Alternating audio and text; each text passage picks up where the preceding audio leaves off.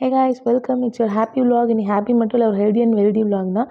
ரெகுலராக பேபிஸ்க்கு பால் அப்படின்னு கொடுக்காம ஒரு சேஞ்சுக்கு இந்த மாதிரி கொடுத்து பார்க்கலாம். இது ஆக்சுவலாக வந்துட்டு அரை கோதுமை. என்னடா இந்த பொண்ணு டெய்லி சமையலாக செய்து சமையலில் வல்லுமையான்னு நினச்சிக்காதீங்க.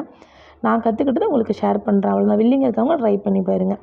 இது வந்து அரை கோதுமை இருக்குல்ல, அந்த அரை கோதுமை வந்து சம்பா கோதுமைன்னு சொல்லுவாங்க. அதை ஊற வச்சு அதை வந்து கிரைண்ட் பண்ணி ஃபில்ட்ரு பண்ணி பால் எடுத்துகிட்டு அதில் வந்து கூழ் மாதிரி காய்ச்சிக்கணும். தேங்காய் வந்து தேங்காய் பால் எடுத்துக்கணும். ஆக்சுவலாக பெரியவங்க மட்டும் சாப்பிட்ற மாதிரி இருந்தால் நீங்கள் தேங்காய் பாலை கிரைண்ட் பண்ணதோட அப்படியே ஆட் பண்ணிக்கலாம்.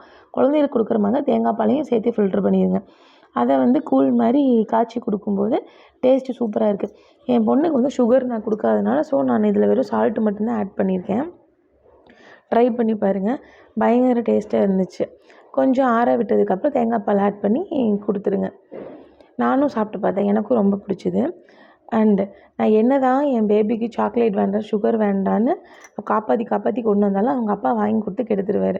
இதை குடிக்கும்போது அந்த ஃபேஸ் ரியாக்ஷன் பாருங்கள் எப்படி இருக்குதுன்னு. இதே நேற்று அவங்க அப்பா கூட்டிகிட்டு போய் டோனட்டும் ஸ்வீட்ஸும் வாங்கி கொடுத்தாரு. அப்படியே ஃபேஸ் பாருங்கள் எவ்வளோ புத்துணர்ச்சியோடு இருக்குன்னு. சூப்பர், அவள் சொன்னது பார்த்திங்கன்னா செம்ம டேஸ்ட்டு அப்படின்னு.